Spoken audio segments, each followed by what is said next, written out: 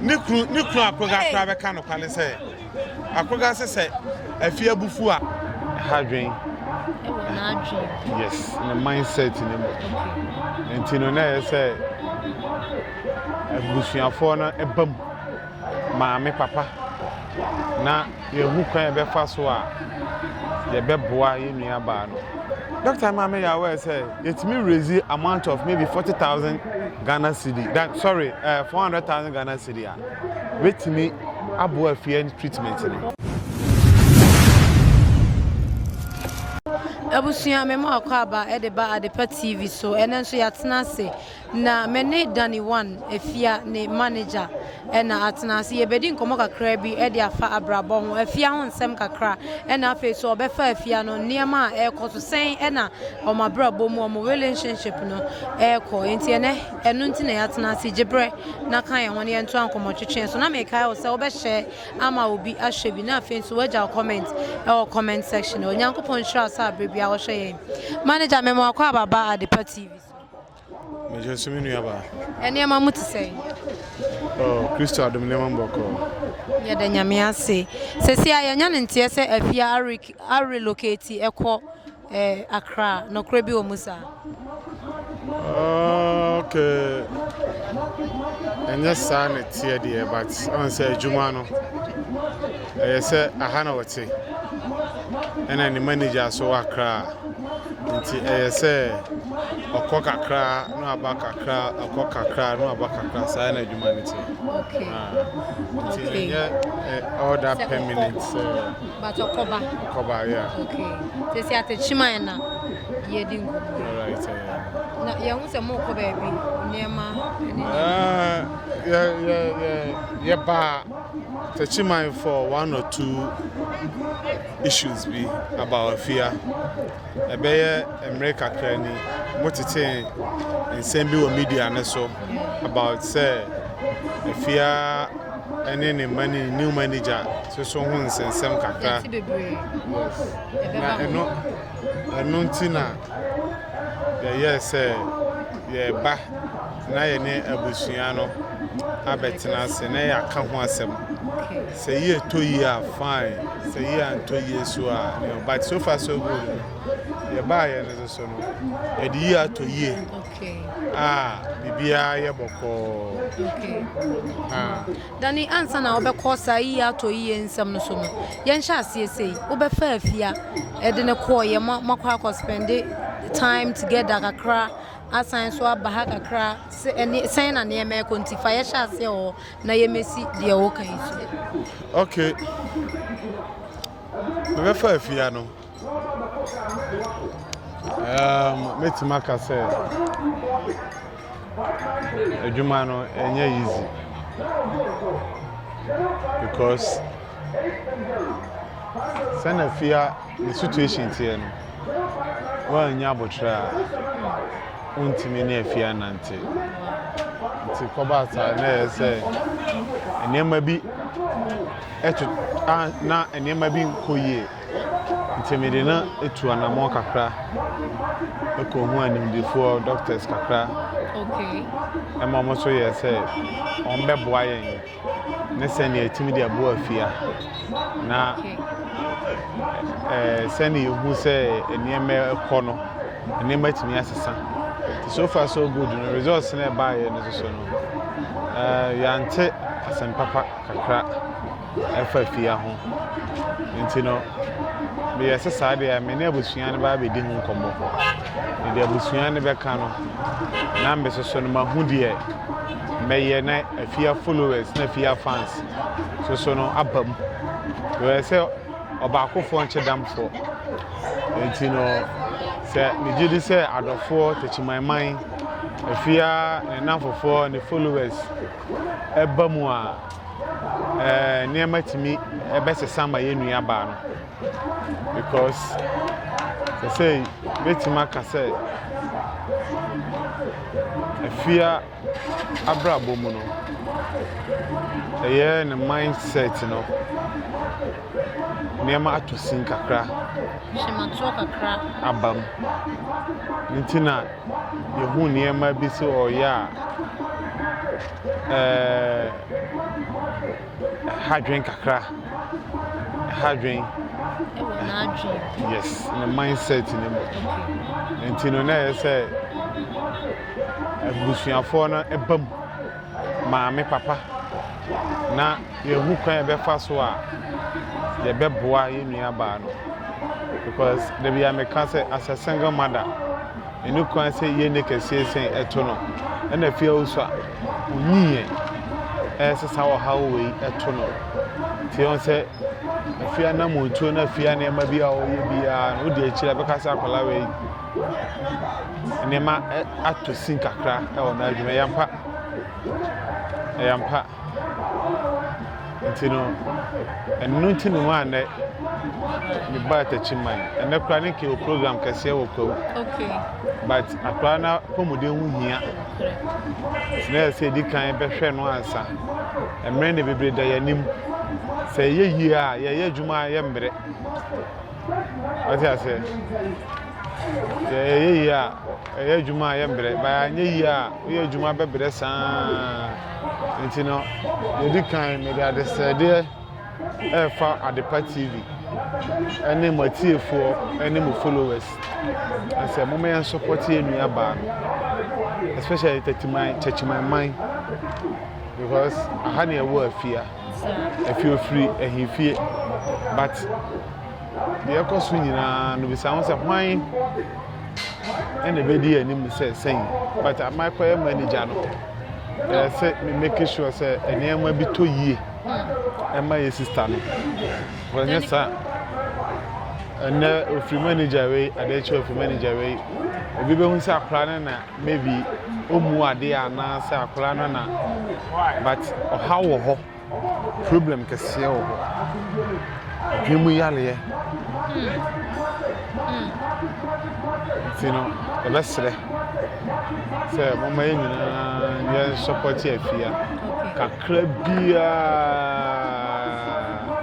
adofo benya say 2 cedi 10 cedi ya boaboa no a say be je sister to na de na to adrosu say na be ya na pomudin ne niam bi a wo ya mfa kwan mu e betima siesie sini ya maya san ya chi abata chiman dani oba ye san na abusua no Efya abusua no asema wo de ba ye san na wo mo so mu aben na wo de boa ama Efya ni treatment na timi a shase okay the thing say me ba na me de betu o mani mu ade nyina no mpemu adanse e na abusua ni nim what is going on okay data enye ade new one omunim especially nesewa me ba ya me boss na nesewa se manager yampa ye ni boafo bia wo hwe papa no hwe maame na ene ma nkoyi ntini yesremo ka cha Efya dofo Efya enam fofo se omun support Efya nti yeah na so okay se busua ma ho kwan dia say yesu etu mu anamo tina ma ye de fama fidi yesu say be bia dru no ye ma abonti me bi say bibia mfra Efya say Efya mo Efya since me fa Efya because anamo akwala na ebeda na di no ebia ye wo a say oba obeja na si wo obeja na si wo bas nsama Efya beka bia mfa kwan mu what you say Efya ni ye ni niam say akwala wo be 1 year be bia men ko ne hono ko de obeka che no that's enye easy dani wabama bua me mabamu muye but de obeye ye no e wa kra na ni guase a ode me famu no ba ni nyina mu no ye try say akola na adwen no e be ye for doctor na hwe de we kono so Efya de ni kwa di swa ye won krofo a betimi omo situation e chan Efya de but e shan karuade say aye bibia ma omo ho ato Efya de ne so enye ade a eye den entino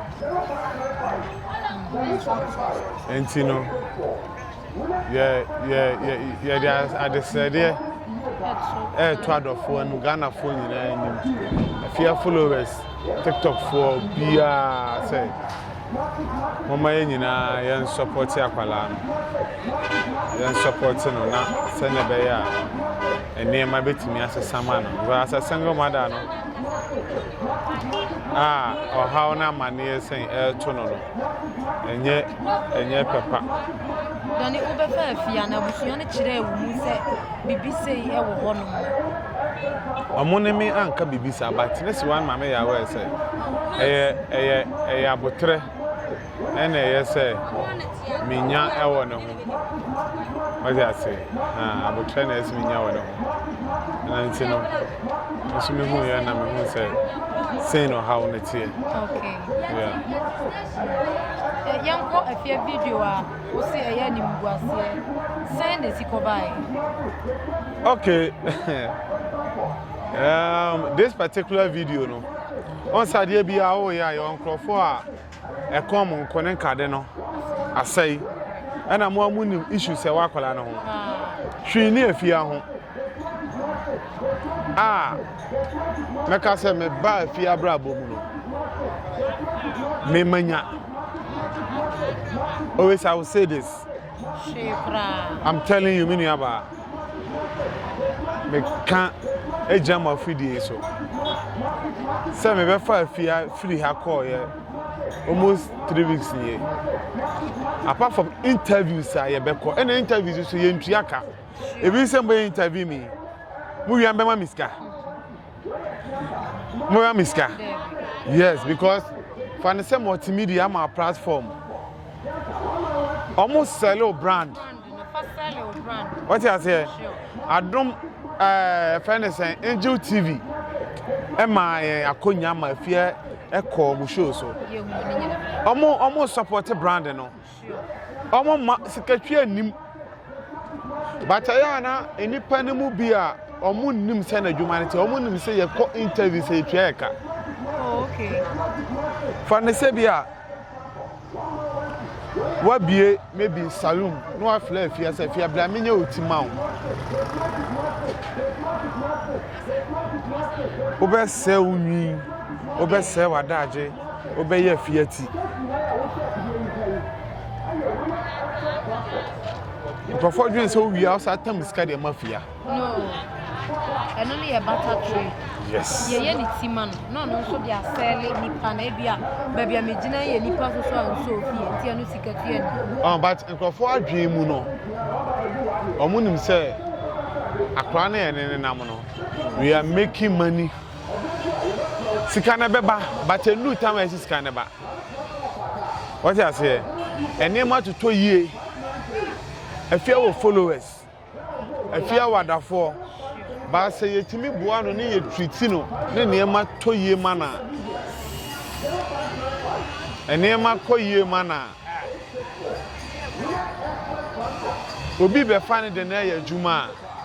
yembre ba Efya na mo hoyi madam Efya de kire ye den entino mi amene ne nam no me na minim ne situation owom Mimiti we the Efya pe bi otimi ka kire me as a manager but until some then they call hospital no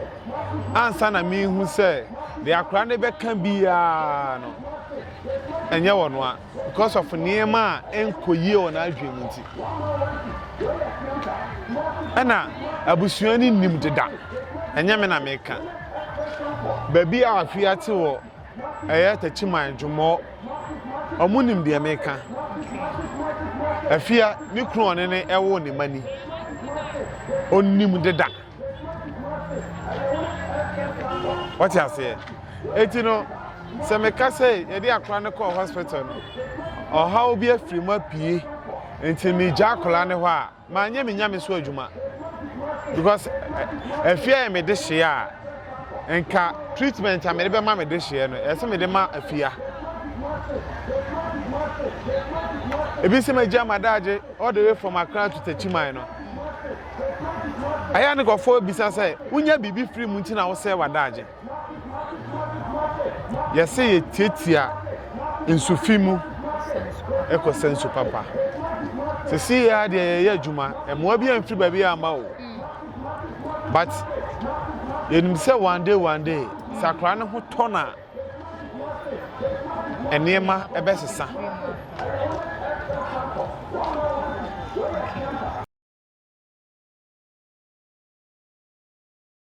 Efya ko hiamwa e wo se Ghana for support enti no wo de bani di ade we ya chia ko se be bu Efya se no hold on e wo social media na so akọ treat ne ho ana se de Efya ye ne niam na ye be ko so on social media okay on say media na so ne ni Efya media na especially TikTok any ni Efya enti no the tiene say Efya be back be back to Techiman back na ye ne na dofo ene ne followers ene na do akasa enti scanner ye hwehwe de akoma Efya the treatment no eso a na ye mabusuan ne de naba na ye de no akosha doctors for nensa na de omo so de omo be ye omo afamu de bi omo be de support no no mo de de support no Efya be back to Techiman you be back to Techiman ya boa ya yes. fans Yes. Or Accra can be easy by the condition no condition is saying that TNT or like say see I asa akonanim because be week here ya ka say Efya nnem ho bi a oba be ye no e wo me chen wa Accra no ti ko tena ba bi na wo su komode no me disa ene nkofo di nkomo keke onye ne so kra see I finally what be who say nye ne pen o de ye enye ne pen o de ana hu se bua kwa yo bi nsu ta agire do oh nah because obia or one right sense bia nya de Efya ye no me no I have seen it so many ways so obia na adwen ye adwuma bia nya de Efya ye no what you say enti no ye hia support moi de be boa no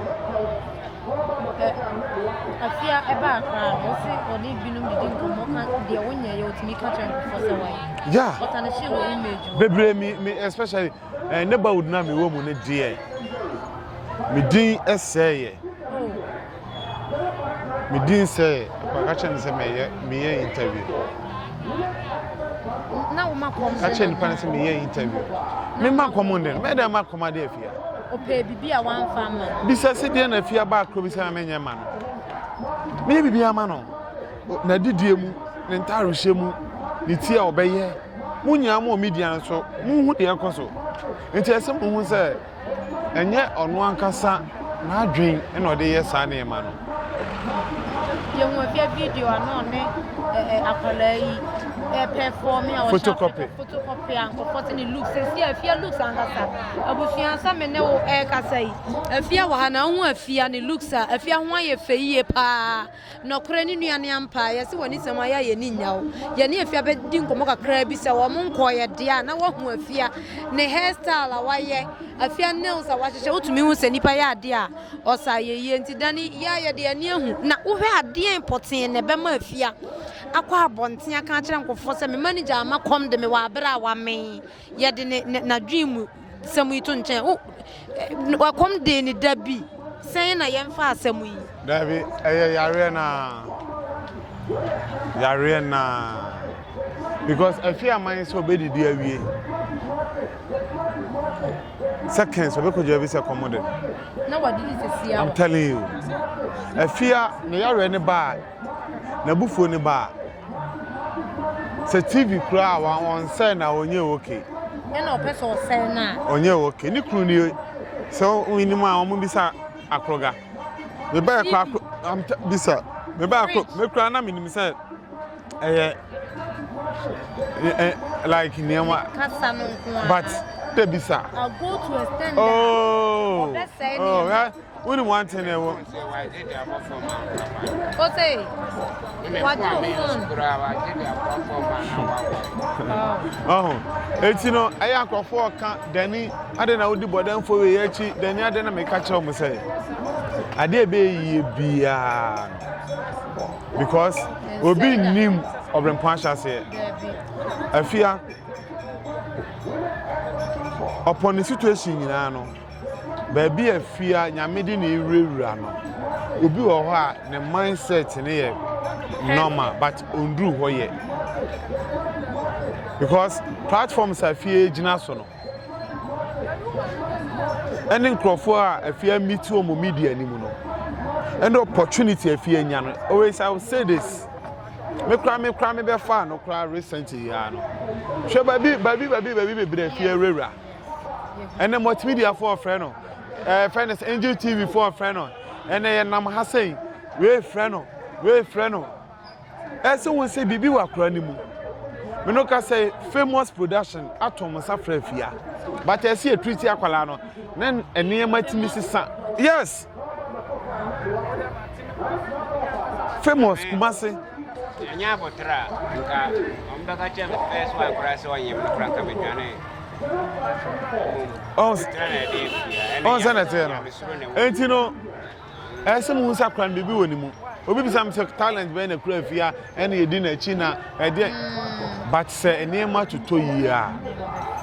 mo be hu de wakla ni mu Danny, you didn't come on bebre ye pesca dia ko be Efya ye pesca obi be pusa se sen ye pe obi ko betimi akasa ma fa Efya treatment ni nyina ho ka enye de bi nsi wo Ghana ni okay you didn't doctor ne edin komo no doctor ne ma me ya we say Efya treatment no enema bebre na de bae enema bebre enam so a metima bobo enema ni bi e cost sa enema no because Efya onyi say un so bitimi nya broken heart na gbafa ni tirim bebre yet what you say obitimi nya broken heart ne ena ebu wo so ye be wo no ana se bi wo ho a wo nyem no ndru etwa se ne maame efa no ofo akọ ehun se ne maame tie ehun se ne papa tie if you cry Efya ne first born no kwabla no ehun situation akọla ne wo mu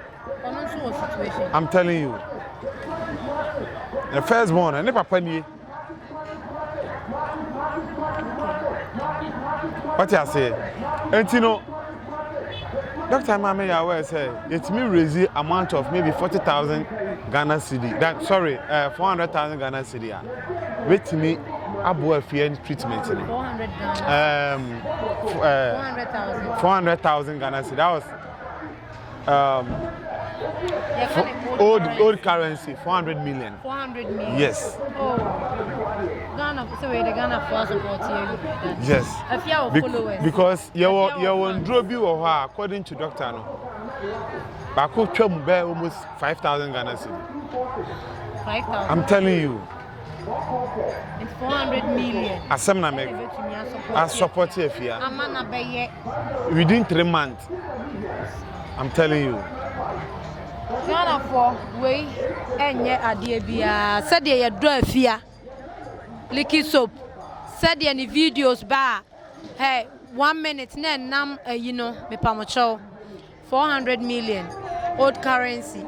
and I dey share Efya ama Efya ho ato no na ese niema ye pesa Efya be ni social media no so ne hu more of it enti yesre ne manager Dani ene ye ne kasa ye no pensa e woni nsem na chi uni se opeso obu Efya nya sanka ode na badada na Dani meboa eyemwa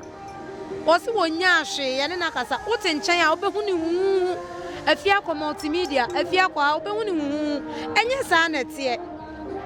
Da bia me ka say social media pressure na enye saa na ya na tie o. Obehu say celebrity bi sha atade. Ni ye de che no wankoto enti yesre moma yemmoa na yemmoa yenua Efya Likki soap na eniema empeke ma no. Enti me sure dani number bi o no support bi o hefa na obi beta obo Efya obetumi areche na eniema akoso ye di ama. Okay, Efya bra.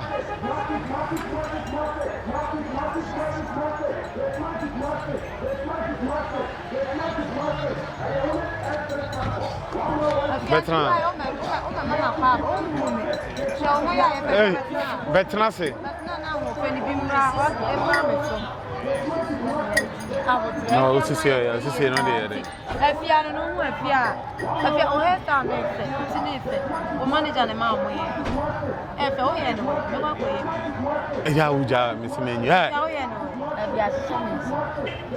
Efya o ye no to mo ni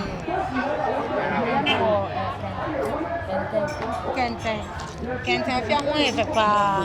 Efya ho dani se ya wo ti se Efya looks no ye se ne ho Efya wo fa ni wo hwe se de nkofo se eno so de ya nkofo kan on say ene Ghana no oye ade papa yen kan ho asem ba asem fum so ba ene ye kan ba tin shanka rade say me be fa Efya no Efya dofo Efya namfofo Efya followers omunyimi mu se oba me inbox mo ana se me comment section ase a insurance nko a dani nyame nshirawo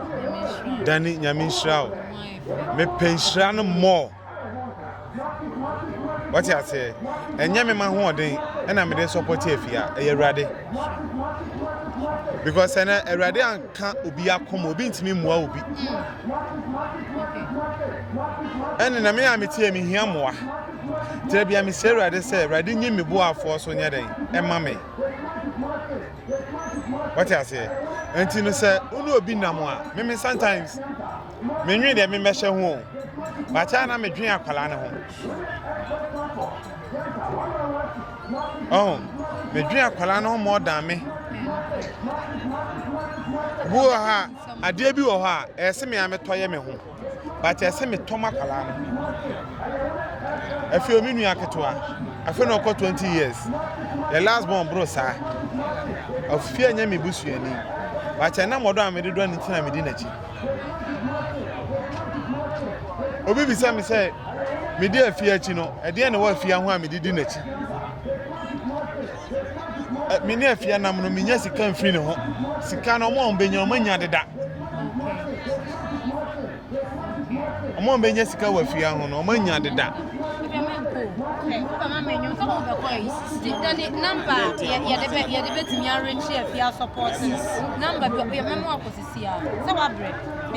okay sir ya tiefo Efya dofo baby adu no atomoa semo amu hu de ekọ sisi ye ya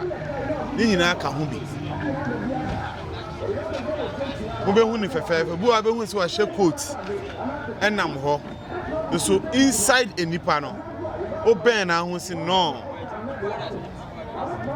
ento bi o person support yen obetimi aboa yen 0537 46 9741 0537 46 9741 bo Daniel etino me de me yama famu de bi ya ese Efya be okay ese Efya nya ne nko a ebi se esi he a o ne buafu nyina no ese me sani ska ma ne ma ne buafu nyina no o onda ye me nya se ne wada Efya bu se mba Efya sele sana no mo efese una etino otie nyina no enya ne nko a what you say Osedeng kasa Osedeng manager be kan wo be kan entino yesremo yesremo monhu nyina mobo na monhu afia mobo doctor ne maame ya we say the situation in the condition we say afia o masen na me say me o ka che me say the situation in the condition and e say ka yetin kwala ne kwa free afia ho because me aka samir mani ahu bi afia na bufuo ba onya de opa ne ho ento no afia what I say abufuo ni ba so ka se wo on akroganie afia akroganie mi se ono akroganie sa unim taste unim dam ni kru akroga kra be ka no kwale se akroga se afia bufu a ore na nkasa oni ni akroga ya kano kura pa dia afia ne bufu pa na senkan me nwen se me ye be ma ye se me nya abotra otime we me ko todwe nyina na waso me na yire so ba ya me ntime ntwe me nan ene manfa force pa mutu na man twe me nan anwe ya otime we me nan kora wanwe ya be we na tem dia akroga kan ye oditro o say oditro afia de na ye ma obufu Mr. Mankwa me wo fase wo se ni sika bane de awie ni project no eso de bia me wo fase ka ma ne wo problem enemremu na monte tap send nka no so ne de tap send ye easy fast and secured way ubetimi asend sika free amanone aba Ghana bank account and as a mobile money account untia transfer fee bia sa a wo be ne say kire ne se won ko app store na play store on download the tap send app no or download ya ebebu sanso promo code oma the pet TV shim obenya €5 £5 and answer $10 on his first transfer ene me kwa akofre na ka akire tabi minyanwie esansa tap send at the good news aba tap send the gene customers wonti or the tap send wallet aba no be ne say so your customer wo UK sesia ubetimi akọ tap send app no no create wallet wo so enti se rate ne kosora now the sika kogu wallet no anase mpo betimi atosusu nkakra enti abere sem a opeso send sika ba Ghana no anse wa send sika na ba Ghana anase oba o my Ghana mu a watimi ayusu sika e wo wallet no tie